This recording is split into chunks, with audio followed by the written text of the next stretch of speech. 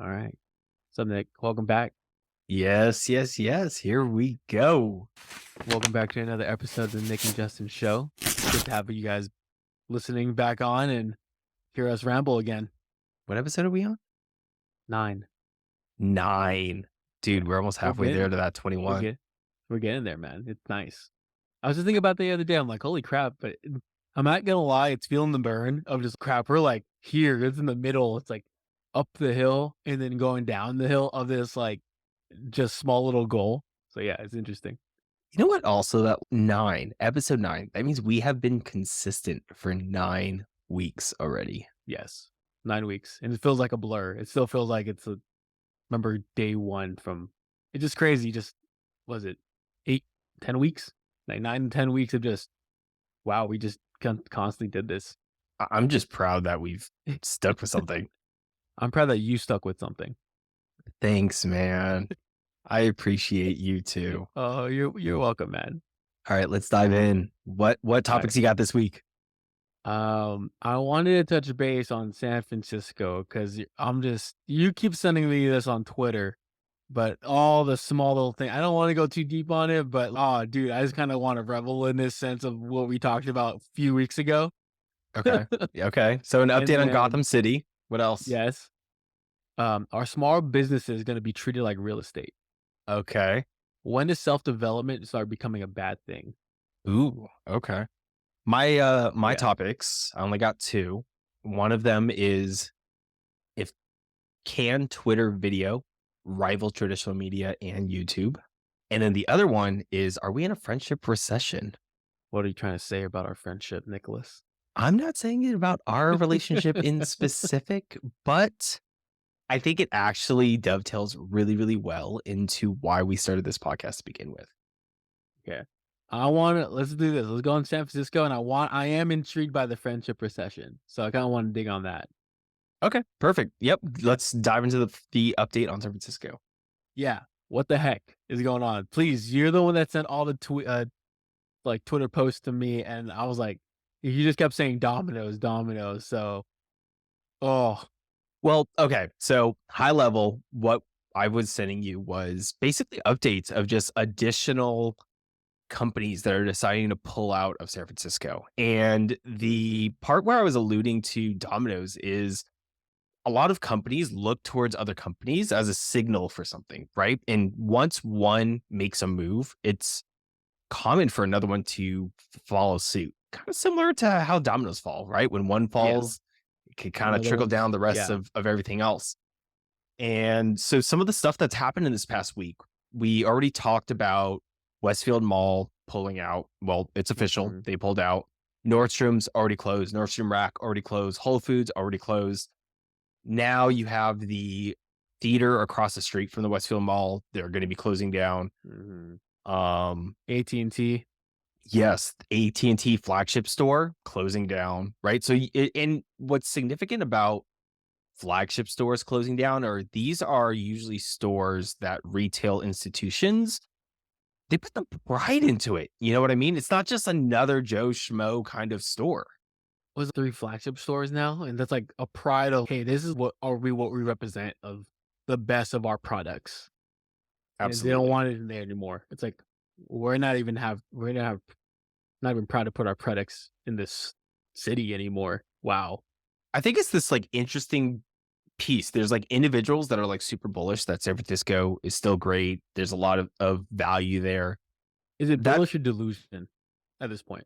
exactly was is this the same thing that happened in Detroit when Detroit was on the downfall and everyone's like, no, this is like Speed City. This is where everything happens. And then all of a sudden it was a ghost town. Mhm. I'm excited still, but not there's always growth when someone goes, you can't stay on top forever. There's always gonna be growth on it somehow. So I'm just interested in seeing how San Francisco as a council reacts. And knowing that San Francisco is still great, don't get me wrong, it's still very historic. It's still the weather's still beautiful-ish if it has a good sunny day, if Carl the Fog doesn't ruin it. But everyone loves Carl the Fog anyway, so it's like great. I mean, Carl the Fog, I think, has his own Twitter.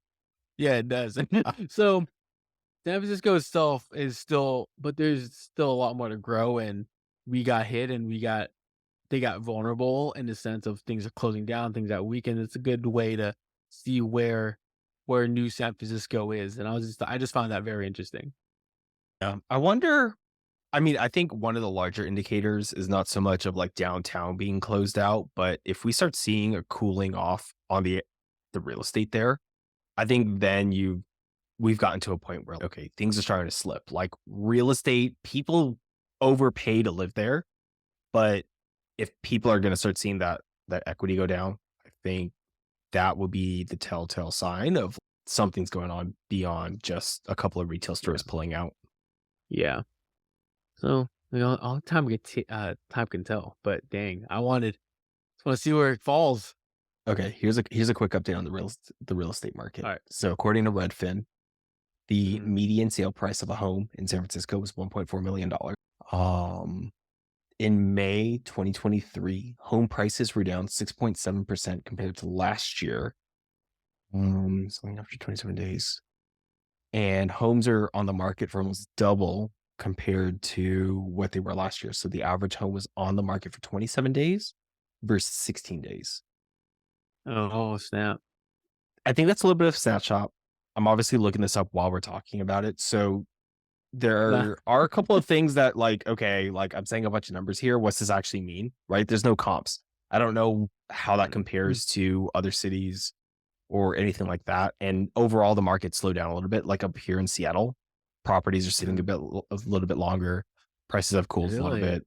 So it could be just it's tracking to the average of what the market has been doing, but um, yeah, it like you said, time will tell. Yeah. I think we'll keep this watch on just because, we kinda started it, and into a sense, we called it being more of a Gotham City, not we is the one that predicted it, but we noticed. Absolutely. People have that delusion, "San Francisco's so great." I'm like, "Dude, person, please." Yeah. All right. Alright. What do you want to go into your topic or my topics? No, your friend Recession. I wanna know Friend recession. what are we doing in our relationship that, that we're going through a recession? Because I'm getting mixed signals right now. Absolutely. So there's studies out there now that's comparing being lonely to as bad as smoking 15 cigarettes a day. Now, let's take a step back because very recently people were saying that, sitting is the new cigarettes, right? Sitting too long, get a standing desk, like everything is always compared to cigarettes because cigarettes tends to be this barometer of what could be bad. But let's double click into this. So Mhm. there's a his title is a senior fellow in economic studies at the Brookings Institution. His name's Richard Reeves, and he recently pushed out this video. The Brookings Institution is basically like this American think tank institution that deep dives in different topics and they research different things. They publish books and articles and white papers and things like that.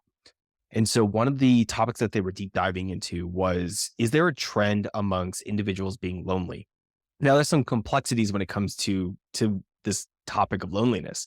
Like in society, it's generally stigmatized, right? Like people don't openly talk about being lonely, isolated, feeling like they're missing something, especially when there's like this deep desire to always being like validated amongst a group, right? Everyone wants to be a part of something. You see that a ton when you're like in high school, middle school, college, even in like when you join a new workforce, like you want to be accepted by your peers.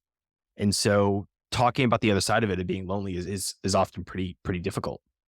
Um and so one of the things that they were looking at was just trends of how do people as- how do people's friends groups change as they get older, and is there a difference between how those friends groups were back in the 1990s compared to today? And so one of the stats that they had discussed on there was in young men in 2021, 15% of them said that they have no close friends. Now compare that to 1990 when this other study was done. 3% said that they had no close friends. So that's a 5x multiple of individuals saying that they don't have close friends. And one of the reasons why I thought that this really connected with why we even started this podcast to begin with was some of the drivers of why they were saying this loneliness thing is growing, right? So we had COVID. Obviously, people were kind of cut off with each other, but they put the drivers into four different categories of what causes this. One being geographically away from individuals, right? During COVID, I was able to just get up, move, change states. But the other side of that was friend groups don't move with you as much, right? And we kind of saw this when people graduate from college. Some people move, we went to college in Northern California. People moved to Southern California. People moved out of state. Some people moved for their jobs. Some people were part of the military, right? This geographic flexibility creates distance, which then, makes it harder for people to stay in touch. There's another one that they call workism. Some people just dive into work so deep that they're just spending more time at work than where they can, contribute time to friendships. Parenting. People are on a totally different spectrum of like when they're having kids. Some have it younger than others. And when you have that child in your life, the dynamic shifts, right? You're going to spend more time being a parent than when you're hanging out with friends and things like that. And then the last thing that they said is a driver of these friend groups kind of having some difficulties is, let's say someone's in a relationship for a long time and they build friends that's kind of connected to that relationship and those significant others. And when they break up, that friend group kind of breaks up as well, right? It's kind of like when you're looking at a divorce that happens and you're splitting up the assets. Well, friends in this case are kind of the assets. Friends are either going to choose one or the other in that significant other and kind of go along with that other person. And so fast forwarding to where we're at today, I moved away. I didn't have any friend groups. I was going crazy being alone up here, right? And so when I say I was part of the 15% that had zero close friends, no. But I think close friends, there's like the ability to have a close friend. Then there's the cadence at which you could connect with those close friends. Yeah. I think I got the opposite. So you moved away and a lot of friends are moving away from me. So I think the close friends, count on the one hand. I was gonna say like I do have 5 close friends, but it doesn't mean I have other like friends I can connect with. It's all the friends who I normally would hang out with, again, got hit from the factors of parenting, working too much, separating, like, "Ooh, should I contact that person now?" It's yeah, I feel you on that. You were the one that left, but I'm the one that stayed stagnant and everyone left from me. So, but no, it's interesting. I still wanna hear your thoughts. I just wanted to interrupt for a quick second. So yes, Well, continue. I kind of lay down the groundwork for it. Mm. What do you I mean, do you think that the average person is probably lonelier than they might expect than they might put out? It sounds weird, but I don't say lonelier, but are we now scared to reach out? I think with all these, I don't want to say social media because that's always a catch-all, but are we scared now to just reach out and talk to friends or just give them a call? Calling now is just a stigma of, oh, why are you calling? Just text me. Are we losing these disconnects of like just personable connections that we can continue? We A lot of things don't really happen as much anymore. Of that quote unquote, let's go hang out for a beer, and you really can't. We can go on social media, you can see their updates. Oh, they're doing fine. They're probably doing fine without me.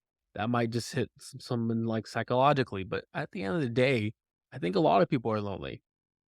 I think I agree with the statistics that like 3% back in the 90s, but then you include the social media outreach and the technology outreach of a lot of things. And yeah, I think it's a two-way street. Always said that. I It's how much work you put in and how much you realize it. So yeah, before I go on a tangent, just like on my soapbox. What about you? What are you thinking? I think that there's a lot of surface level relationships, Mhm, right? Where they kind of fall into the line of just being an acquaintance. Getting deeper than that is where there's a lot of difficulty. mhm. And, being in Seattle, I had no connections up here with barely anyone. And it'd be nice to have some friendships that are like local, but It's it's the companionship piece of it. It just let's go out, let's just do something and hang out and just having that, "Oh, hold on. there was an interesting, like, snippet that when guys hang out, it's a shoulder-to-shoulder connection. It's by that, it's like just hanging out, watching TV or, getting out and just watching, going to the bar. It's a shoulder-to-shoulder connection. We never go face to face. It's shoulder to shoulder, and just having the presence of somebody is just enough for us. So what are you gonna do with Knicks? Watch TV, and that's freaking great for us. You're not doing anything? No. We're just driving around. That's it? Yeah, we're fine. Hiking, and again, the shoulder to shoulder. We don't have to constantly see each other face to face, but just the presence of somebody there is great. It takes a lot less, I think, hmm, I don't wanna say a lot less intimacy in before you can build a relationship with someone, but Formal you're formalities? yeah, I guess. Yeah. You're right, like, probably I'm overthinking it, and it's as easy as, "Let's just go bowling," or, "Let's just go do something where we're, like, shoulder to shoulder doing an activity together," and next thing you know, we're gonna be friends. There's the other layers, right? It's like what you're talking about when you're shoulder to shoulder, right? That Mm, differentiates different situations people. of it. Oh, yeah, if someone's just, like, sitting there only talking about video games and some I I guess stuff that I'm not interested in, then it doesn't even So matter let's if they're shoulder to shoulder, but equally, I only talk about business and tech, and so they could find me equally as boring. let's talk about then this is when I realized again, surface level going to deep stuff. So if you go into a very surface level friendship, yes, you can find a common interest.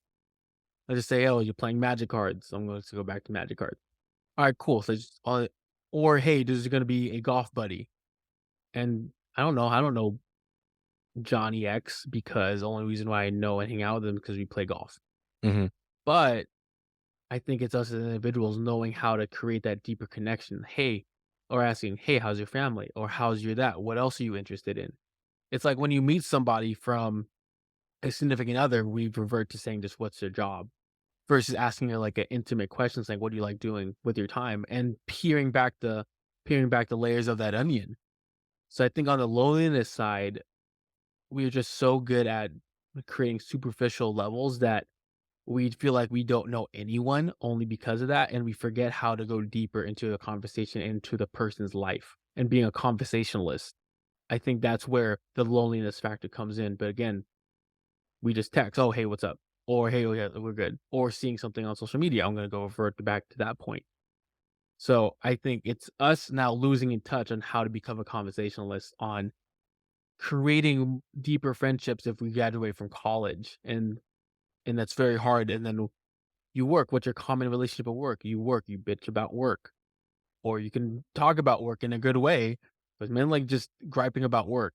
And how can you just say, "Oh, snap, let's talk about like family. What do you like? Okay, you went on a hike. Let's go." Just the interest. One of the things I started doing when I meet people is I try to go throughout the entire conversation without ever bringing up profession, Yes. I think and the it's first actually question you hard. ask. It's Yeah, it's actually hard. hard. It's, "Hey, what do you like to do with your time?" "What do you mean?" "Oh, I don't know. What do you like doing? What interest besides work?" And it's a weird conversation because, oh, that's not a quote unquote scripted normal conversation you have when meeting people Yeah, because I the met this layer of it. other guy, I met this one guy this one time. We were talking, it was at, like, a family event. He was telling me about, "Oh, yeah, I've moved to San Diego, I moved to the Bay Area, I've been back east, I'm, like, in Oklahoma now," all this other stuff. We talked about, like, our favorite places to eat, food, like, all this other stuff. After the conversation, they're like, "Oh, did you know he was a Navy SEAL?" I was like, No, no, I had no idea. 0 idea that that is the driver for all of the reasons why he was moving and, like, all of that kinda stuff. Based off of his stature, I was like, he does something definitely, like, fit and physical, that's for sure, but outside that, I was like, "Hey, maybe he goes to the gym." Like, that's about it. No, it's asking or everyone at our age now, how many people have past lives? You go in at least 2 or 3 past lives. Someone who then became or had to not sacrifice, but stop to what they're doing for what they are now.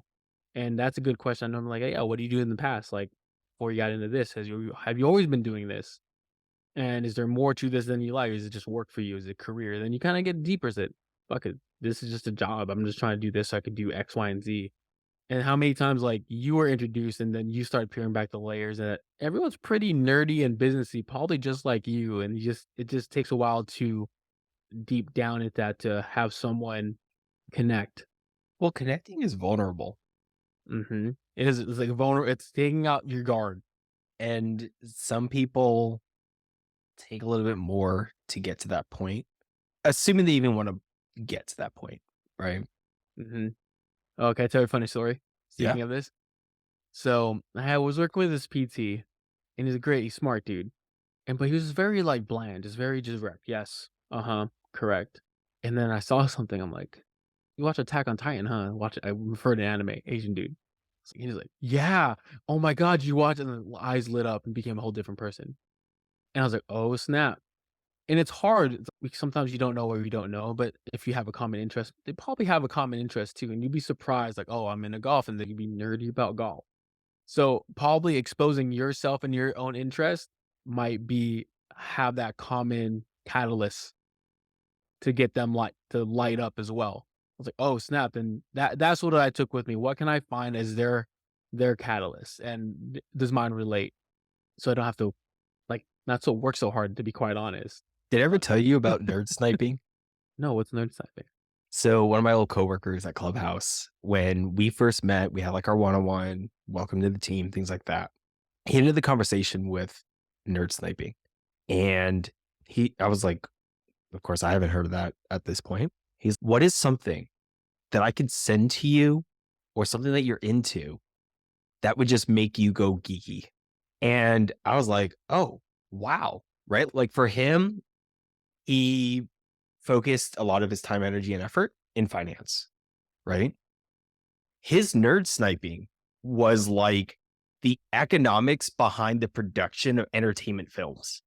And so if you brought up Tyler Perry's expanding in Atlanta, Georgia, right, or outside of Atlanta because of like tax reasons and the filming industry and it's moving from LA, things like, totally went nerd out onto it. It's very similar like the individual that you were talking about that is into anime, right? And so one of the things that I do now is I just ask people mostly at work. I haven't done it in a social area, but maybe I should, but it'd be asking them, what's your nerd snipe? Like, I what love is it. that one thing that just gets you going? Like, you get excited. This is the type of article that you're like, if I come across this, this is something that's gonna to really resonate. And it's been really interesting to see what people say. And you can kind of keep those in the back of your mind of, oh, if I come across old school hatchbacks that are still Oh, send manual, me a nice build. Send me a nice car build. right? An off-roading build for you. And you're just like, ooh. And then I was like, and it was DIY. And you're like, Oof, ooh, anything DIY gets me going. I don't know. No, I it mean, I think that's a good way to kind of close this one up, right? mhm, Is just there's this layer of people having a hard time connecting with other individuals. mhm. And I think you and I went through a couple of really good ways of like, how can you go, how do you get over that? Right. Finding a kernel of interest, right? Or nerd sniping them. Getting out of your comfort zone. Avoid talking about your professions. Did I miss any of them? No, for me, I like going back old school. Like, I'm gonna be the crazy person to see if they have a general interest, and I kind of just be like that weird, like, "Oh, that's cool. What's up?" I'm like, "Oh, snap. Hey, yeah, I'm Justin." I'd rather do that than just be, and it breaks to my shell. Like, it gets me. It's one thing if I can meet someone new, and my girlfriend always says, "Oh, you met someone new today, did you?" I'm like, "Well, yeah. I don't know." It's like you're, ugh. I was like, "How do you do that? I don't know how you do that." I'm like, "I don't know. I just talk to people." So I want to add that layer too on when we as we're closing up, is that going back and kind of be just being brave and say, "Hell yeah, that I see that interest and I'm interested in that too," and just starting a conversation from that. Someone completely stranger. It's a product of where we grew up, man. You and I are both Mhm. like that. Yes. It's been a blessing and a curse sometimes because I just don't shut up. Take it as a blessing and run with it. Ooh, alright. Wanna go on mine? Yes, let's dive into our small businesses like real estate. Ooh, yes. So, are small businesses going to be treated like real estate? Reason being, how I thought about this, I got into this week, got into a really big Cody Sanchez. Her MO is pretty much acquiring small businesses, making it run more efficiently, and creating that inventory with her personal business that kind of is a catch-all. And I started deep diving into it. I just put laundromats for sale. it felt like a Zillow looking for, like, these owners who are about to retire, so about, "Yeah, I need to sell," and they're giving me X amount, and I'm like, "Oh, snap." It's like becoming a transaction of buying a house versus, like, how we see, like, these tech startups doing these massive acquisitions and trade-offs, IPOs, and you're like, "Oh, this is never gonna happen." But with these small businesses, it makes any individual feeling capable of just buying a business and acquiring it.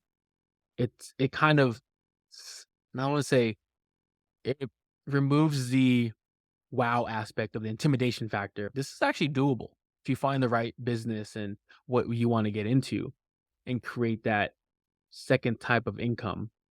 The second layer to this is the reason why I started thinking about it is because of the great wealth transfer of the baby boomers starting to retire, and these surplus of businesses are getting handed off, and are we gonna miss the ride now, or is it gonna be too late then buying it now? And that made me think about it. So, after introducing this topic, what are your thoughts? And I know we've been on it too. You're the one that started this seed, but this week has been bloomed in my mind. I think I've actually thought about this a couple of years ago where, yes, I have this career in consulting and technology and things like that. But where I think I do really, really well is just really unsexy businesses. Like I'm an ops guy at its core. And a lot of mom and pop businesses don't have really strong operations, but with their terrible operations, they're able to make a living off of it. Right. So there's obviously something there. It's just not optimized yet. And the complexity is nowhere near. Let's start another tech company. Right. Mhm. So I'm gonna kind of pause you real quick. So I Yeah. want to. You're an ops guy at heart. I'm a blue collar guy at heart. Just again from our upbringing, I it's hard in the tech industry when you're just like I'm just not tech's not tech heavy tech like coding is just not me. Mhm. So yeah, I just wanted to let have that layer on it there as well. So yes, continue on your optimization. I always love hearing you talk about this. The way I think of money, a lot of people are like super bullish on the real estate thing. I think real estate more and more is where you should go put your money, right? A lot of the times when you're watching Bigger Pockets, you're talking to your friends, all this other stuff. You're flowing your income into real estate. And a lot of the times, if it's a really good deal, you're like, dude, I make $100 a door. Okay, let's take a step back. $100 a door. Let's say that you had to buy a property for $500,000, right? And you had to put 10% down, right? That's $50,000 in order for you to return, let's say it's a duplex, $200 a month or $2,400 a year. Not a lot of money that's going to be able to like, let's go throw that into somewhere else and get more property, right? Property is like where you go store your cash. Also, because once it goes into property, you're going to be doing like maybe 1031 exchanges, which allows you to do some tax deferment, things like that. Gets more complex on that side. Or $50,000, throw it into a business. And the range of businesses of what you could do with $50,000 is vast. Mhm. But most likely, you're going to be making more than $2,400 in profit per year.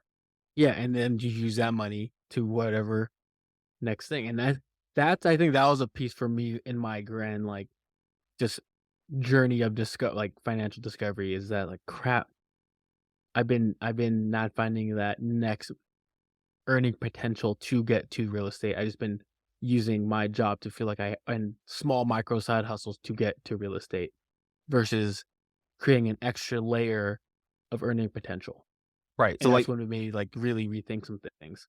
So like my financial game plan was buy a property that I could house hack. The reason behind that is if I could live for free, I've gotten rid of my largest fixed expense, right? Which could range from $2,000 to $4,000, depending on how you want to look at it per month. The next thing I do is not buy more property. The next thing I do is buy a business or start a business that can start throwing off cash and then start using that as the machine, right? And so Mm, probably by the time that this episode comes out, I should have signed my lease already for Oh, it's going? You're already It's doing it? going. Yeah, we're talking with a couple of, like, commercial real estate brokers, and I need to get, some final approvals for some of the partners that we're gonna be working with, but, like, it's moving, right? And Can you make sure you take diligent notes? Because I was like to spend one episode on that, just to be completely honest with you. after it's all up and going, Yeah, I mean, if after anything, it's I'll all film it in that area and be like, "All right, so the background's changed because we're gonna do some walkarounds here." But, yeah, like, if I'm thinking of it now, the upstart cost of that all in, maybe on the high, $60,000. The estimated revenue, the estimated profit, okay, so this is revenue minus expenses equals profit, is $60,000 in the first year. Once it's up and going, it's gonna be anywhere between 100 to 200K in profit, and that should be in around 3 years' time. Can something go wrong? Of course it could go wrong. It's starting a business. Things happen to go wrong, but at least those are the projections based off of multiple different people that I know that are already in the industry running very similar businesses. And so going back to what you were saying earlier about, is buying business kind of like buying real estate? Yes, because I think there's a democratization on how to do it. I think because there's that democratization of that information, people are going to be looking at it as now as a viable option. And three, I think it could potentially be a better place to put some money in, right? And the way I'm thinking about it is I'm not buying this to work in it long term, right? I'm not buying a job. I'm buying an asset. And when I'm buying that asset, I'm coming at it from a standpoint of, as soon as possible, I want to put someone into the business so that I can take a step out of the business, because correct. I rather make $30,000 a year doing nothing than making $100,000 a year doing everything.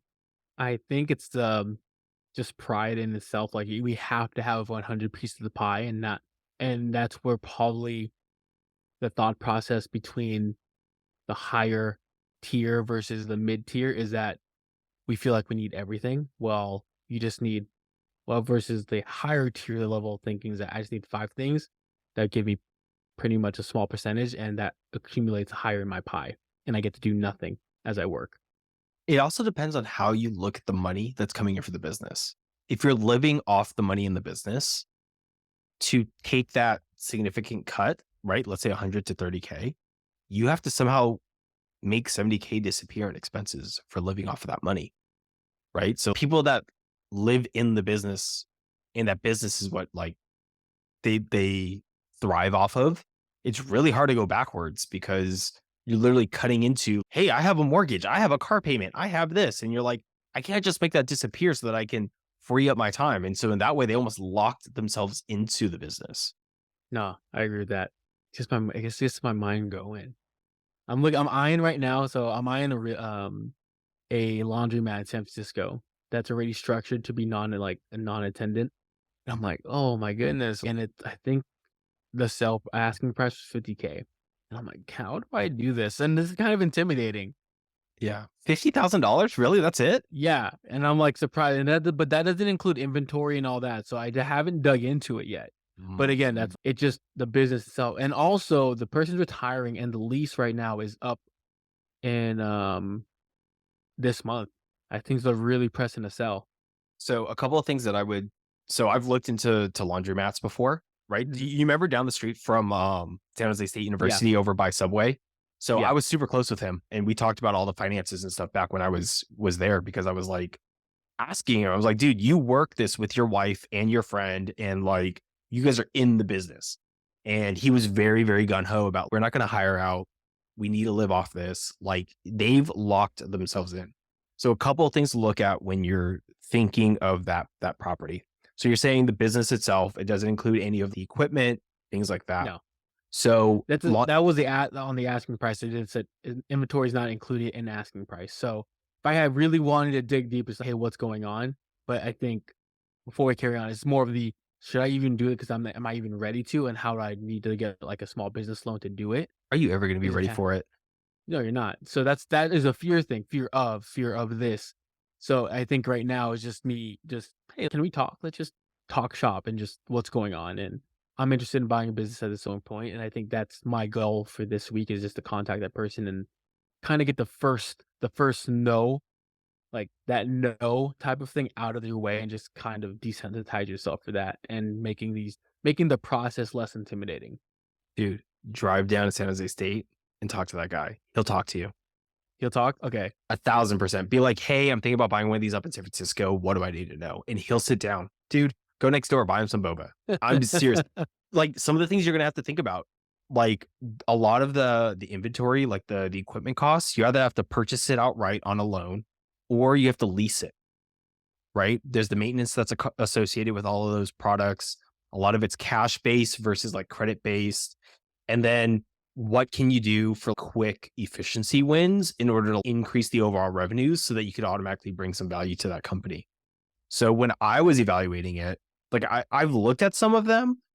It's just it's got to be your cup of tea of the type of business that you want to get your hands dirty in. And I think as a laundromat, it's like, it feels okay to start or a mailbox like what you're doing right now. I'm going the mailbox route because it's significantly less capital. But also, I And think you're in a position where you can do it because you did the research on you don't ha there's not a lot of in your area, and I feel, as of right now in the Bay, there's a lot. for that business model, I had a friend that was also Mhm, looking at this down in Southern California, and it just seems too saturated. mhm. I mean, just I would look at BizBuy Sell, I think .com. Yeah, it is. Really scan through. Like, I think Yeah, laundromats. The fear I have with laundromats specifically is I think it's too hyped on YouTube. correct. That or, like, car washes and stuff like that. I just started it, so but I think it just practice makes perfect and me analyzing things. That's how I'm gonna approach it as an educational standpoint Mm. versus, "Oh, I'm gonna be gung ho, I'm gonna buy it." No, let's like I said, contact the person, let's get some details, why this, what's going on, and having that practice conversation. You know what? Business I think is super interesting to optimize: What? grocery delivery routes. Really? So bread, Doritos, Goldfish, uh, Missions tortillas, all of those are independently owned routes that people have contracts Uh, with each company. That's why if you ever go to a grocery store in the morning, there's all these people stocking it, but like most of the time they're not in uniform. Most of the time they're like it's because it's an independent person that owns like 13 stores in the general area that like, yes, I do Mission tortillas just for these 3 Safeways, this one convenience store, and this one 7-Eleven. They own that route, like a newspaper route. that's And crazy. I gotta but look it's into like that. all the way down the vertical. There's one bread company that owns a bunch of bread companies. So then if you get that route, you get all the bread companies. And then there's like literally I was talking to one woman the other day. She owns the goldfish route. Like she is goldfish lady, but she's bringing in like $70,000 a year to live off of from doing I think it was 8 routes, right? And so So, go ahead. how do you find these people then for you? I think the trouble for me right now is how am I networking, and that's a Wake key. your ass up and go to the grocery store at 5 o'clock in the morning. And all of them are willing to talk to you. And half of them want to sell their Have shit. you woken up and go to the grocery store for 5 o'clock in the morning? Bro, after I went to the gym, I went to there to get some creamer and they were all sitting there stalking. I was like, hey, quick question. I see you guys here. I've seen some stuff on YouTube. Mind if I ask you a question? They'll give you a card. They're willing to meet up with you in coffee, or they'll just talk to you right then and there. It's the same thing about just pretty Dude, much getting up and just, hit "Okay, the pavement. It works in every industry, alright, but I think it's I'll add to fascinating. my goal list." Yeah, I think that one is super interesting from a software optimization standpoint because their systems are so broke. Like Mhm. that's one thing that's like in the back of my mind of like, there's a software play there. There's a really good software play there. I saw a couple one in Sacramento was, vending machines still, like, I know we talked about it a little bit, but Yeah. they're selling out routes too, so it's holy crap, like, interesting. I don't know, it's fun. It's a very fun game to start getting into. I think vending machines are cool, except for the fact that you're like pushing Coca-Cola and candy bars on people, which can't do that. No, I tried to look into it, but I'm just talking about as a business small business. Oh, I wanna do one last question closing up. I know we're a bit over time on this one, Yeah. but do you think right now, because this happened starting in 2018 where this transition when I noticed in the articles 2018 was this the start of it. Have we missed the ride? No, And it's just getting also starting. correct. I think so as well. But do you think people in our generation will go for the ride? Or do you think Gen Zs are gonna pick it up? Is that the question? I think Gen Zs might pick it up. Or do you think either or generation said, "I'm good, I'll pass," and then kinda go with the tech hype still? Gen Z is in a better position to take advantage of it, probably because they have less commitments and responsibilities, right? I also agree to that layer that they're distrust already for higher education is kinda becoming known. There's that part, but I think the bigger part is, I mean, for the most part, you and me are at the tail end of millennials, right? Yeah, The majority of millennials are a little bit older. They have mortgages, they have families, they have car payments, they have debt. They have all this stuff that prevents them from taking these chances on things because the risk is higher, right? Like I wouldn't be as bullish if I had two kids running around. true.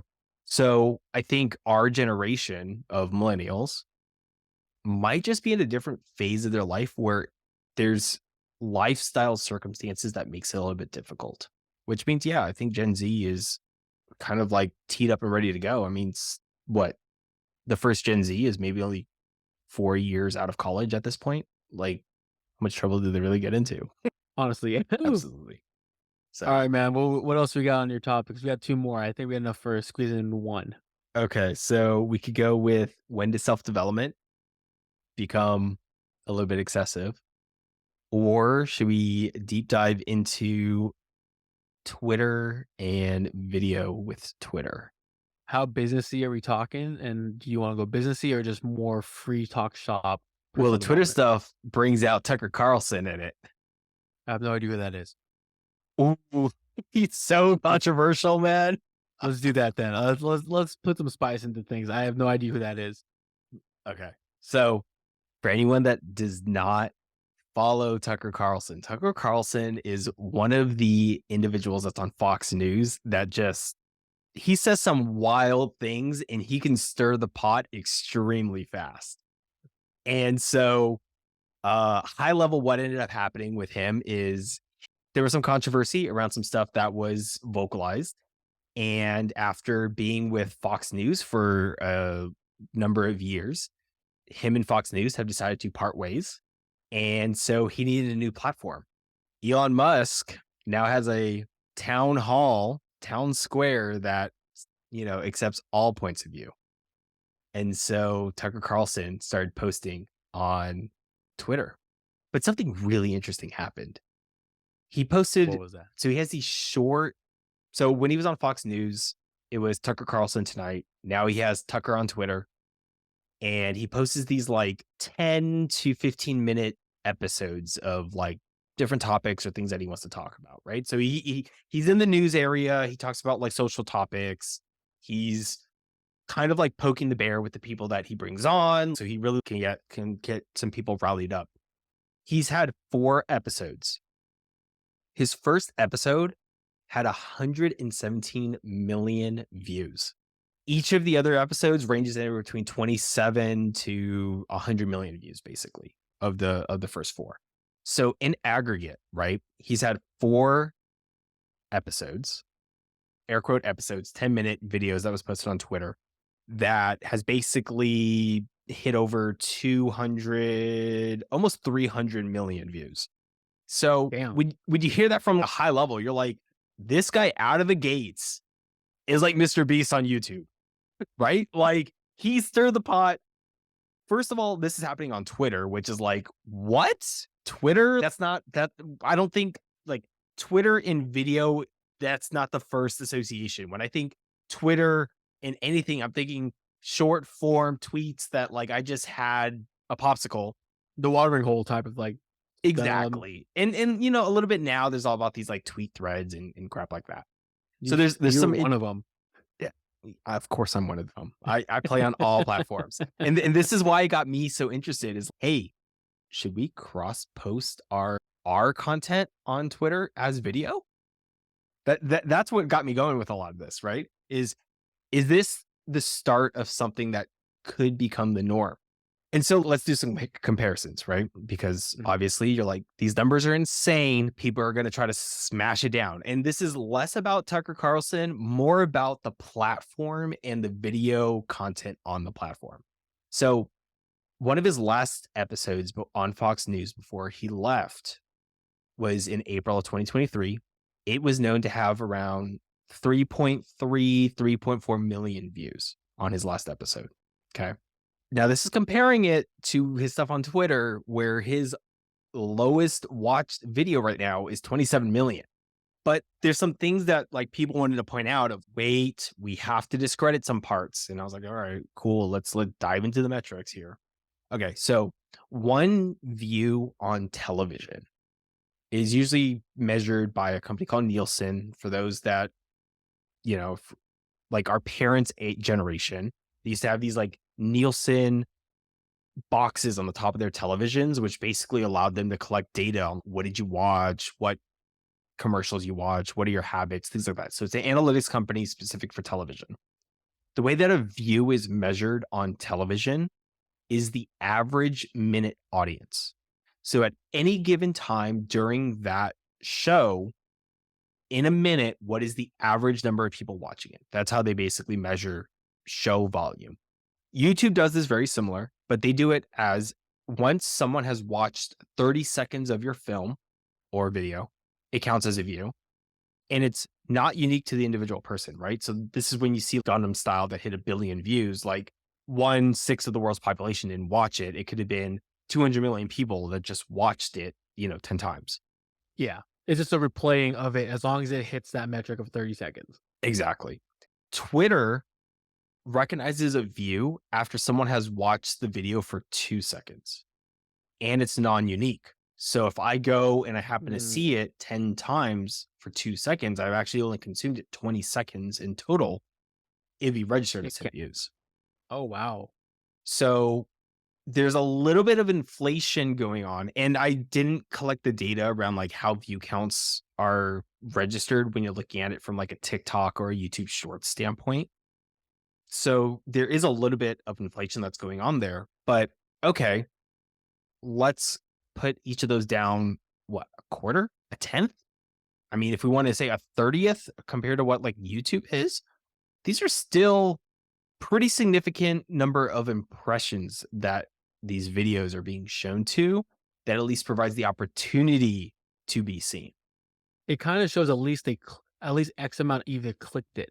You could be the same person clicking 100,000,000 times but they clicked it. Clicked So it or scrolled it or it was mhm. surfaced, like it depends on how the algorithm's there, right? And so all of that to say, what are your thoughts about this? Should we be posting on Twitter? Who's the new CEO of Twitter again? The NBC? It's an old NBC executive, I think. Yeah. So, that makes sense though, if that's why I asked that if they're veering to that route, how is Twitter what is Twitter's new pivot if they're going into long form video or like that by long mid video form, like to 10 minutes, 15 minutes? What does that really mean now? Are they trying to now be a competitor of YouTube or as they weren't doing so well versus being in I don't even know how to classify their social media. Like it's not an Instagram. Like how would you Maybe like a classify like Reddit? yeah, like a Reddit. Dang, I think saying "fuck it, why not" and try it, what's gonna be the harm from it? Honestly, there's not. If not, then we tried and didn't do so well, then we would pivot again. Personally, and I'm speaking just for us, as Twitter, I think it's interesting because it has been known that they've not made any money. They they've always been bleeding. Is this a new pivot for them to actually turn a corner as a business model and say, "This is now worth it"? Speaking about that, just about eyes on, um, there's always a level of I forget where I heard this, but there are certain levels of transactions. Like again, coding was one of the level transactions. Time and labor was a level. Now it's audience in this most modern type. How many eyes can get glued on the screen? That's the intangible currency that we are seeing. So does that now provide value for other companies to buy into Twitter? just because, "Oh, we can I get eyes on here," then that's is that now a new revenue stream to create this business in the positive? So that's, my point of views. I think with their new CEO coming from NBC Universal and with like during the acquisition when Elon purchased Twitter, a lot of the ad partners left. It's going to be what can be attractive to pull them back in to get some of that ad money coming back through, Mhm. right? It, I mean, Google without ads is broke. So ads are the lifeblood of a lot of these companies. I think for us, absolutely, this is something that we should look at. I When I saw these numbers, it made me almost, oh man, dude, back when like Musically had just got rebranded to TikTok, I remember Oh, yeah. telling people about it. This is when I was running Stacks Nutrition.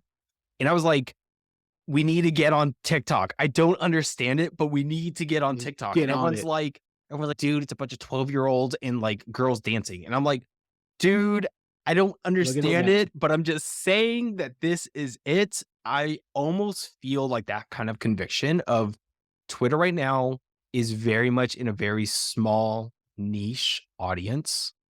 But I think with different moves like this of individuals coming onto the platform and finding this as their home, I think this might be the big unlock for them. Yeah. I'm kinda down. You do the work though and see how it plays out. Write the playbook. Yeah, I already have it in my head. I think you already roll with it, you just gotta roll with it. Yeah, and I gotta look into they've changed some of the rules, right? Like they got rid of like the verification check marks. Now you have to pay for it because they want to become a real identity platform. And I think you have to pay for it in order for you to post videos above a certain length. Oh, wow. I mean, for them, that's a revenue stream, right? That's a It membership is. revenue stream that's recurring. So that's also very sticky. Um, It's a new model though that no one has ever tried. yeah, it's a new model, and people are going to try to copy. And if Facebook does it, people are going to be like, "Go away." But I think, yeah, I don't see anything like with us not trying it. I do think it's something that, at least for like you and me, we should both kind of look and play with it because I think there could be something here that's actually interesting. I think Puck is having its moment. I think it's mainstream now. It's not an early adopter platform anymore. It's You can't a use it to gain your that's how early content creators in during that 2020 kind of generation create the man with a pot, like, mhm. who the heck's and they grew that social media first and then was able to externally grow out into the other bigger platforms because they had one single following, and to be honest, fuck you, Gary Vee, because that shit was right, like, Gary Vee said, like, straight up, "Get TikTok, you'll get the earliest growth hack, and they'll push out to other contents," and it was interesting just to watch content creators grow on TikTok and then bleed over into other social media stuff because people don't wanna watch short form video, maybe they just do want a picture or having long form type of content into a website or a video, and it bled into all that stuff, but they started with TikTok, and yeah, I'm for it. Yeah. And again, I'm not saying like the age of TikTok is done because if we Yeah. had that lens on it, the age of YouTube is done, right? YouTube's been here for a long time. But I think the You have dynamic to that work harder comes at it. You have to work harder at it. You think TikTok's at the point where, like, where on YouTube, you just have to keep on consistently working on it, or you think you can do, like, those one few videos to blow up? I think it's like YouTube's play. Push out solid content over and over again and it can hit. The opportunity that I see with Twitter overlapping with YouTube is, let's say you post something good on YouTube, the comments can kind of get lit. You could have some interaction. I mean, sub threads and comments and responses is the heart of Twitter. So now you have a video like that and you have this really public, right? Like comments are a little bit like tier two on YouTube. Comment to responses are kind of tier one to Twitter. So like you would That's have their, the like, DNA, video. that's their bread and butter. Yeah. So the video starts the conversation, but the conversation is the conversation. Right. And so I think that's where like you could post these interesting snippets. Like maybe we have to short this up almost like a TikTok, maybe in terms of like length and punchiness. But I think the maintenance comes monitoring and having discussions in the comments for that content. Mhm. I like that. Yeah, I think that's a good way to close out. Yeah, I'm excited. Everyone that's listening, stay tuned for our official Twitter to be launched sometime in the next month. Hopefully sooner, I mean, I'm Nicholas. not committing to that one. I think it's there, but there's a laundry list of We other gotta things get that this we have to shit do. done, alright? We Come on. I added it to the list. All right. Well, Uh, on that note, we'll shelve my last topic or your last topic until next week. yeah, And yeah, for those that made it this far in the episode, thank you for listening. Always enjoy it. Leave some comments below. always appreciate y'all. Been great. Don't forget to comment, subscribe. There's, we're trying to boost the subscriptions. So totally hit Please that. subscribe. Yes, yes, yes. We're not begging you, but we're begging you. Subtly. Okay.